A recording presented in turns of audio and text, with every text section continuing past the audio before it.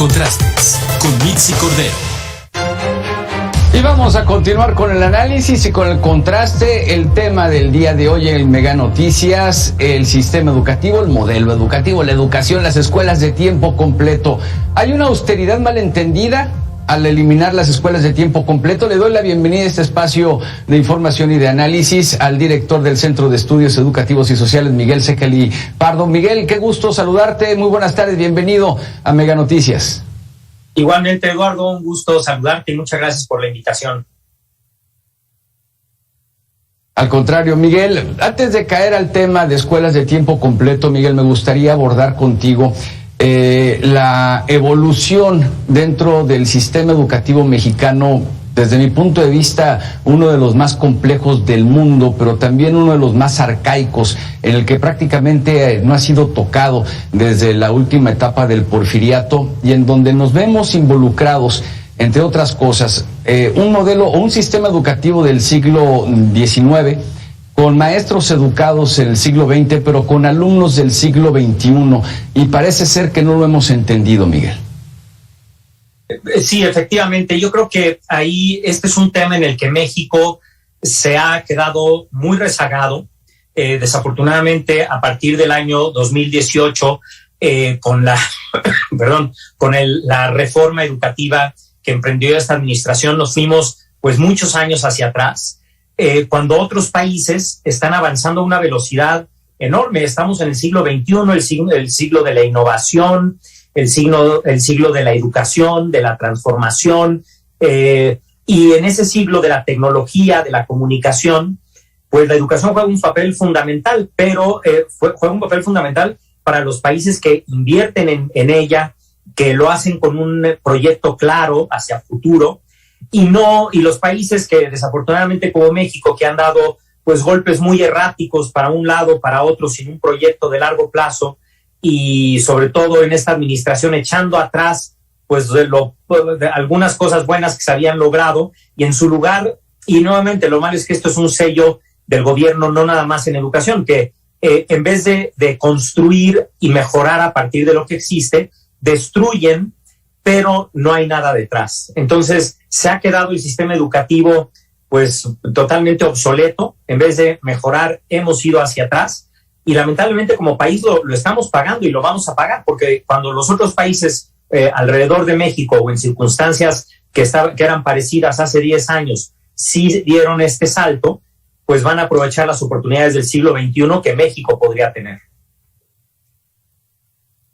Claro, y somos un país reformista, Miguel, no sé si estés de acuerdo conmigo. Me refiero también prácticamente al tema educativo: reformas con Salinas de Gortari, una reforma con Ernesto Zedillo, una reforma con Vicente Fox, Felipe Calderón, Enrique Peña, ahora Andrés Manuel López Obrador, y parece ser que no avanzamos, y estos los resultados, bueno, pues nos los dice PISA, desde que empezamos a evaluarnos con PISA, pero cuando teníamos la prueba enlace, cuando teníamos la planea que se convirtió o que se transformó el enlace en planea, pues simplemente los jóvenes siguen padeciendo del mismo mala educación en las aulas.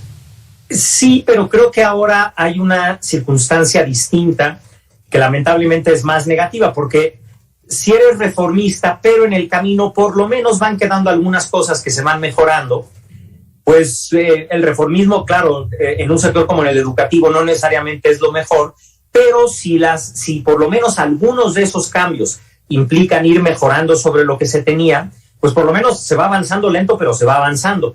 La diferencia ahora ha sido esta filosofía o este sello de la administración de más bien destruir sin tener algo para sustituir a lo que se acaba de destruir, ¿no?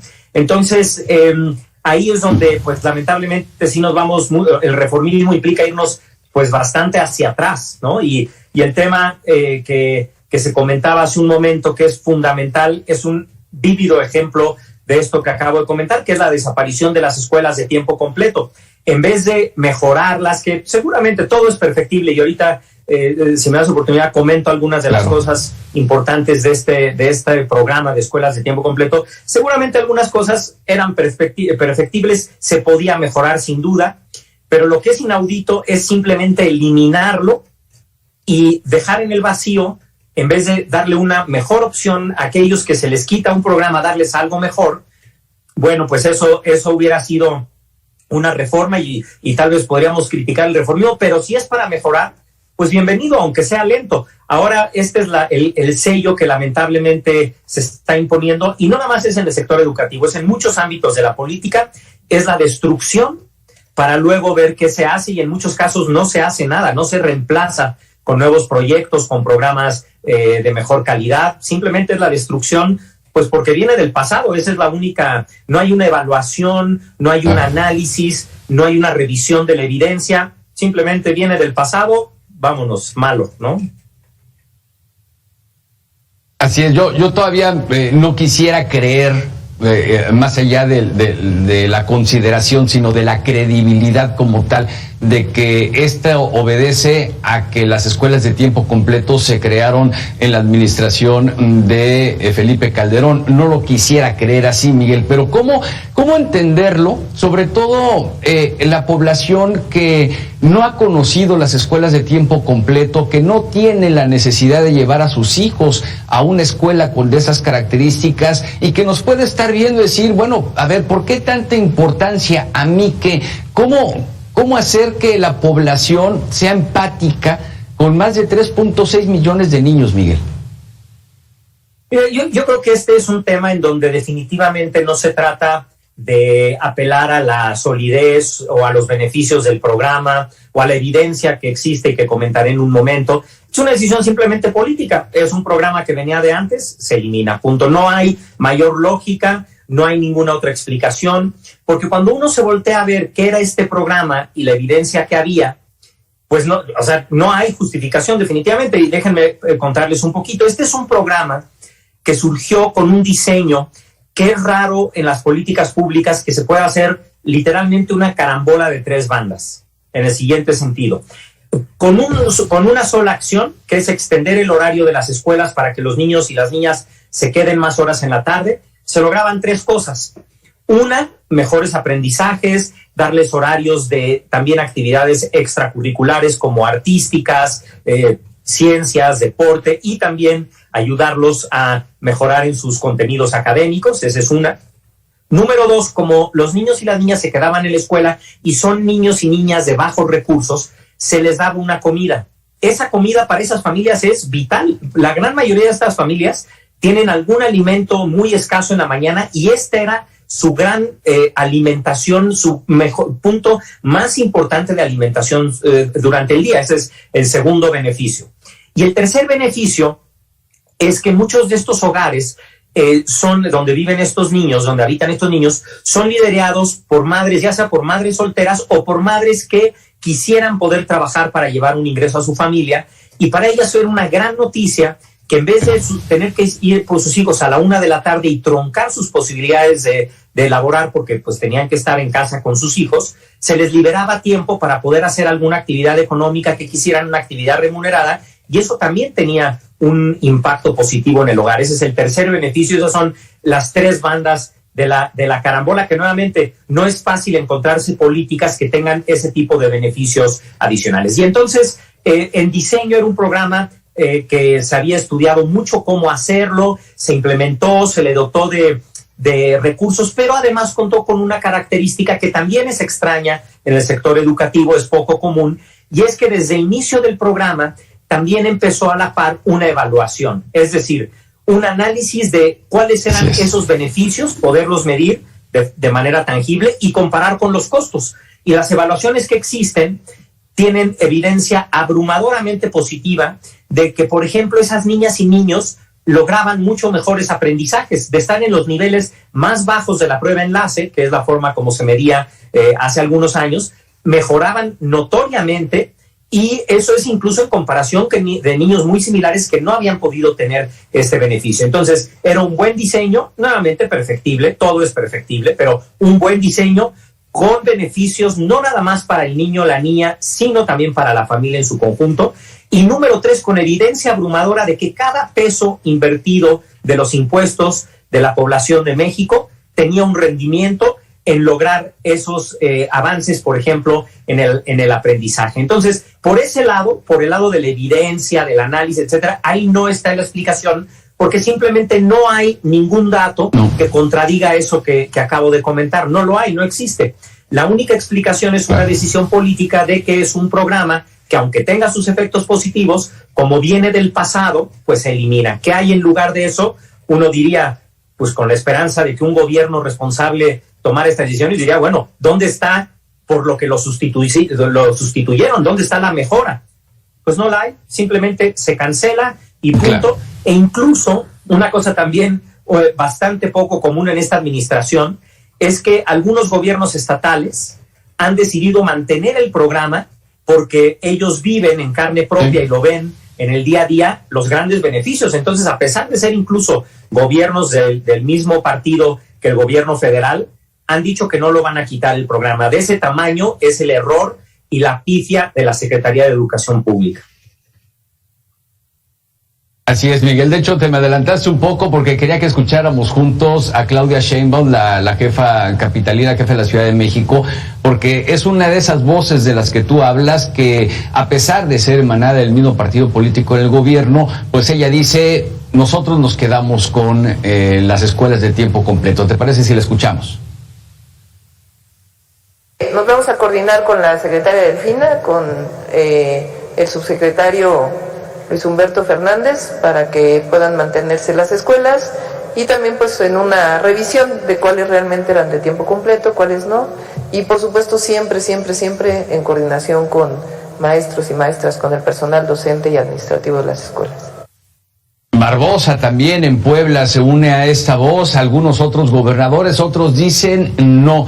¿Realmente crees que se pueda llegar a ahorrar dinero cuando pues la propia secretaria de Educación, Delfina Gómez, dice que se va para pues prácticamente infraestructura, para ladrillos, para varillas, Miguel?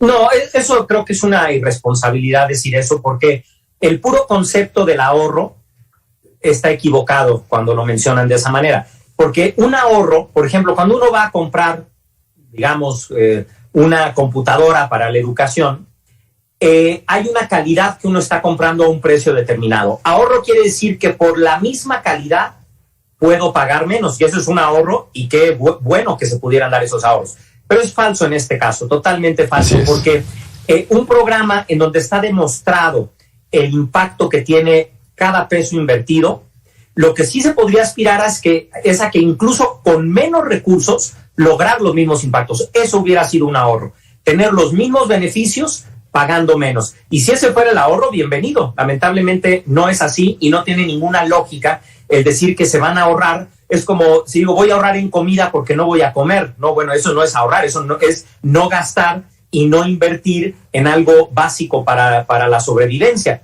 Ahorrar en comida, por ejemplo, es con menores recursos comer igual de bien. Eso sería un ahorro. Pero nuevamente aquí, pues simplemente son decisiones políticas con una terrible irresponsabilidad, y pues pensando que los mexicanos en general pues somos personas que no tenemos capacidad de raciocinio y que no vamos, que simplemente vamos a creer y a tomar por bueno que hay un ahorro cuando carece de toda lógica el argumento y la evidencia. Claro.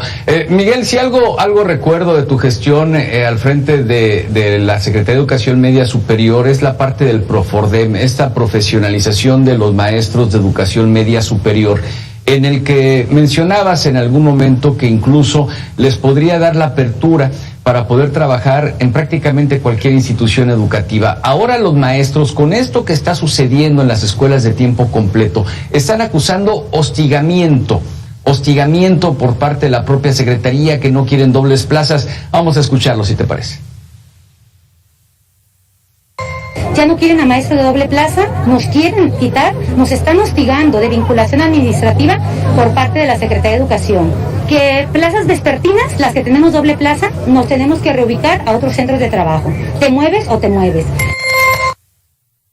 Sí se verán afectados los maestros con la desaparición de las escuelas, porque lo dijo el Ejecutivo hace también unos días, que sí se les iba a seguir el programa, pero pues siempre dice que sí, pero nunca dice cuándo, a final de cuentas.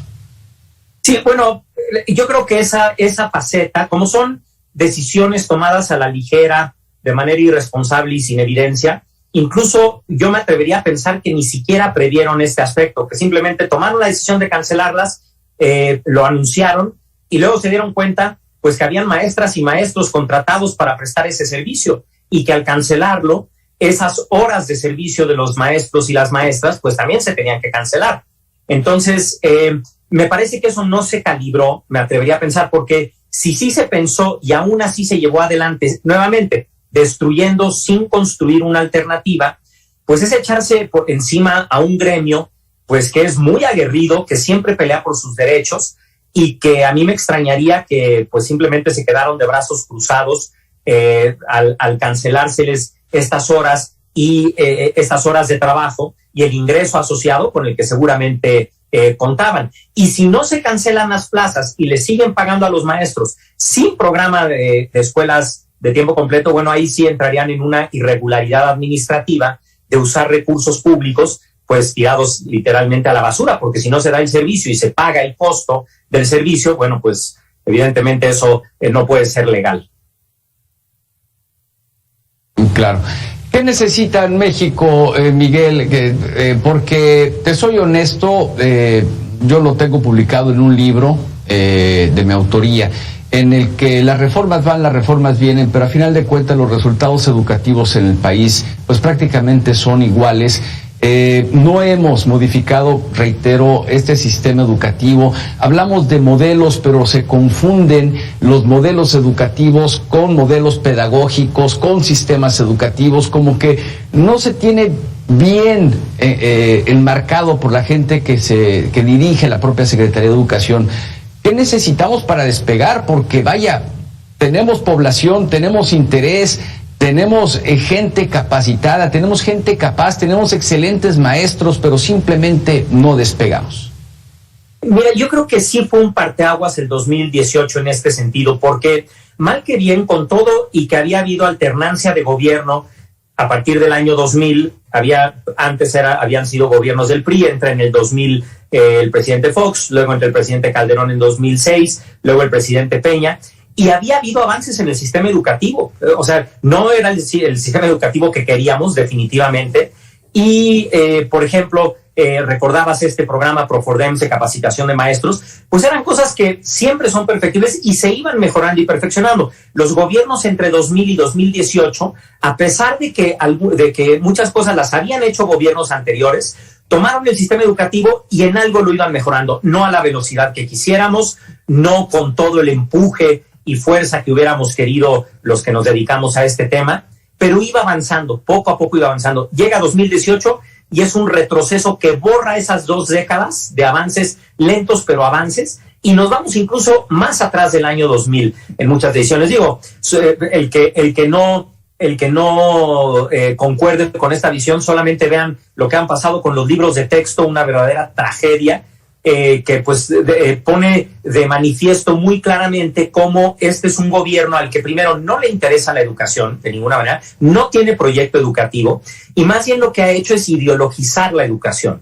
Entonces, pues ojalá y el daño no siga en este sector, ojalá, veo muy difícil, no es un gobierno que se caracteriza por rectificar malas decisiones, entonces yo creo que las escuelas de tiempo completo ya se fueron, ya son historia, pero ojalá y que ya no siga el daño en los siguientes 3 años, ojalá y ya no vean en el sector educativo un sector en donde pueden seguir tomando estas decisiones, ojalá y haya algún tipo de costo de esta decisión en particular para frenar el deterioro educativo y que por lo menos ya no siga el deterioro los siguientes 3 años. Claro, ¿qué diferencias ves, Miguel, entre la escuela es nuestra o la escuela al centro, que lo proponía la reforma de Enrique Peña, y la escuela es nuestra, de Andrés Manuel? Sí, bueno, es una visión que nuevamente creo que aplica al sector educativo, pero más allá del sector educativo. Es una visión que uno además no se esperaría de un gobierno que se autodenomina un gobierno de izquierda, en donde generalmente los gobiernos de izquierda lo que hacen es pelear porque los servicios públicos y especialmente los que van a la población de menores recursos tengan la mayor calidad posible precisamente para hacer que haya una cancha pareja, digamos, y que una niña o un niño que nace en un hogar de bajos recursos no esté predestinado a una mala escuela. Los servicios públicos generalmente sirven para eso. Bueno, así creo que lo entendemos muchos de los que trabajamos en el sistema educativo, que es que se le da el servicio educativo al alumno o a la alumna de la mejor calidad posible. Bueno, lo que pasó, por ejemplo, con los recursos que estaban destinados a la infraestructura educativa y que son parte de este programa que mencionas, son algo que pues ha sorprendido a muchos y nuevamente, sobre todo en un gobierno que se cataloga de izquierda, y fue lo siguiente: todo el dinero de la infraestructura, en lugar de el gobierno utilizarlo para cumplir su función y su obligación de dar un servicio educativo de la mejor calidad posible, decidió ese dinero dárselo directo a los padres de familia para que ellos para que ellos decidieran qué se hacía en la escuela. Es decir, en vez de hacer una licitación a nivel nacional para materiales o una regional, pues ahora cada escuela tiene que conseguir sus materiales, cada escuela tiene que decidir cómo lo hace y luego pues conseguir quien lo haga, porque construir un salón de clases o poner tecnología en las escuelas pues no es cualquier cosa, no es que los padres de familia simplemente con buena voluntad lo hagan. Entonces es un concepto un poco extraño de, en vez de dar el servicio educativo, darle el dinero a la gente para que ellos solitos adquieran ese servicio educativo. Casi el siguiente paso sería dejarle de dar dinero a la SEP y darle ese dinero a los padres de familia para que ellos consigan un servicio educativo, lo que sería privatizar en los hechos la educación, que nuevamente sorprende un poco para un gobierno que supuestamente tiene una tendencia de izquierda, entendida como privilegiar a las personas más pobres con los mejores beneficios y los mejores servicios. Claro, no, y un abandono tremendo. Yo te puedo dar el caso que lo vivo día a día aquí en el estado de Veracruz, con más de 600 escuelas en deplorables condiciones, muchas de ellas vandalizadas a causa de la pandemia, abandonadas por el gobierno estatal y el gobierno federal, y simplemente Senyacen Escobar, el secretario de Educación de Veracruz, dice, no hay recursos, pero hubo un subejercicio el año anterior. Esos son de las cosas que uno no entiende, ni como maestro, ni como sociedad, ni como periodista, vaya, ni como nada. Sí, no, te digo, no tiene ninguna lógica desde el punto de vista de las políticas educativas, no hay ninguna lógica, es una lógica política. Hay otras prioridades en este gobierno, no es la educación una de ellas. Basta ver esto que acabas de mencionar, pues si no hay presupuesto para mejorar las escuelas, ¿qué se está haciendo con el dinero, no? Entonces, esto simplemente refleja las prioridades. Hay un dicho muy conocido que es que las prioridades están donde pones la cartera, ¿no? Bueno, definitivamente no es la educación en el caso del actual gobierno. Lamentablemente, y ese 3.1% en relación al PIB nacional de inversión, que es inferior al que se otorgaba en el 2010, pues es un retroceso que ya nos los has explicado a detalle. Miguel, muchas gracias por estos minutos de análisis con la audiencia de Mega Noticias. Me dio mucho gusto saludarte después de pues muchos años que no lo hacía. Exactamente, Eduardo, te mando un abrazo, muchas gracias por la invitación, un gran gusto saludarte y muchas gracias por el espacio para compartir con tu audiencia. Gracias, fuerte abrazo también para ti, Miguel Ensekeli, director del Centro de Estudios Educativos y Sociales. Permítame hacer una pausa, hay más aquí en Mega Noticias.